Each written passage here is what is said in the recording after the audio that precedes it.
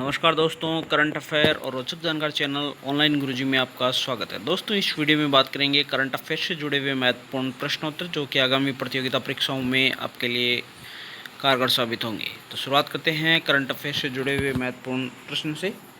पहला प्रश्न है, सृजन पोर्टल किसके द्वारा लॉन्च किया गया है? तो हमारे देश के रक्षा मंत्री राजनाथ सिंह के द्वारा सृजन पोर्टल लॉन्च किया गया है।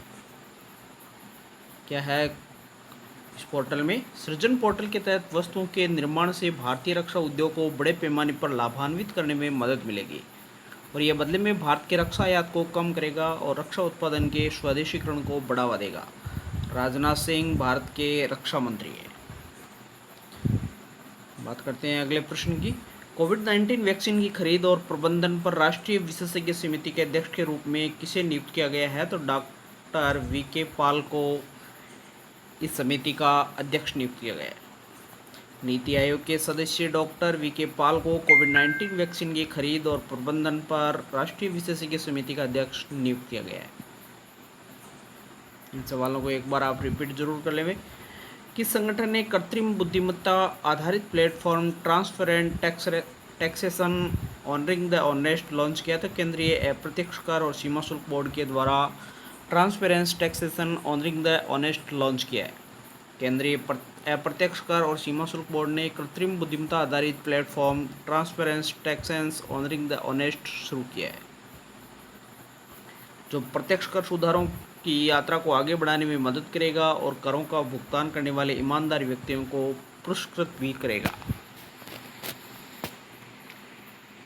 अगला प्रश्न है, our only home a climate appeal to the world नामक पुस्तक किसके द्वारा लिखी गई है? तो दलाई लामा के द्वारा our only home a climate appeal to the world नामक पुस्तक लिखी गई है। दलाई लामा जलवायु परिवर्तन पर लिखी गई है पुस्तक का विमोचन करेंगे।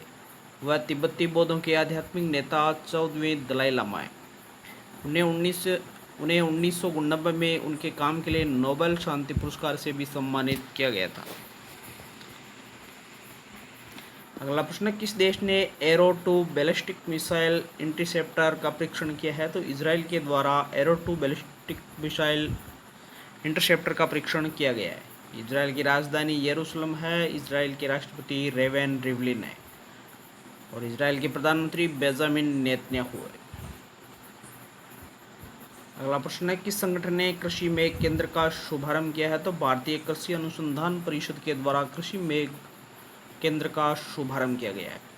कृषि मेघ एक डेटा रिकवरी केंद्र है जिसे भारतीय कृषि अनुसंधान परिषद ICAR के द्वारा लॉन्च किया गया है।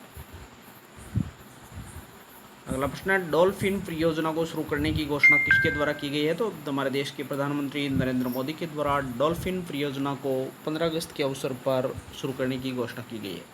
देश में नदियों और महासागरों में डॉल्फिन के संरक्षण और सुरक्षा के लिए प्रोजेक्ट डॉल्फिन को लॉन्च किया गया है। अगला प्रश्न, कौन सी कंपनी टोक्यो ओलंपिक में भारतीय टीम की आधिकारिक प्रायोजक होगी? तो आइनॉक्स ग्रुप ओलंपिक में भारतीय टीम की आधिकारिक प्रायोजक होगी। आइनॉक्स की स्थापना वर्ष 1999 में हुई थी। आइनॉक्स का मुख्यालय मुंबई में। आइनॉक्स के CEO आलोक टंडन है। अगला प्रश्न, रक्षा मंत्री राजनाथ सिंह ने NCC के दायरे को कितने सीमावर्ती और तटीय जिलों तक बढ़ाने के प्रस्ताव को मंजूरी दी है? तो 173 सीमावर्ती और तटीय जिलों में NCC को बढ़ाने के प्रस्ताव को मंजूरी दी है। भारत के रक्षा मंत्री राजनाथ सिंह ने हाल ही में राष्ट्रीय कैडेट कोर NCC के दायरे को 173 सीमावर्ती और तटीय जिलों तक बढ़ाने के प्रस्ताव को मंजूरी दी है, जिसके मुताबिक 1 लाख नए कैडेट की भर्ती की जाएगी। अगला प्रश्न है, केंद्र सरकार के द्वारा हाल ही में किस योजना के तहत जारी राज्यों की रैंकिंग में ओडिशा पहले स्थान पर रहा है? तो अमृत योजना के तहत ओडिशा पहले स्थान पर रहा है। केंद्र सरकार के आवास और शहरी मामलों के मंत्रालय के द्वारा हाल ही में अमृत योजना के तहत राज्यों को जारी रैंकिंग में ओडिशा 85.67% स्कोर के साथ पहले स्थान पर रहा है। इस योजना का उद्देश्य राज्य के शहरी क्षेत्रों में घरों में पाइप से जलापूर्ति प्रदान करना है। साथियों, ये थे करंट अफेयर से जुड़े हुए महत्वपूर्ण प्रश्न जिन पर अपन ने विस्तार से चर्चा की है। उम्मीद करता हूँ ये वीडियो अच्छा लगा होगा।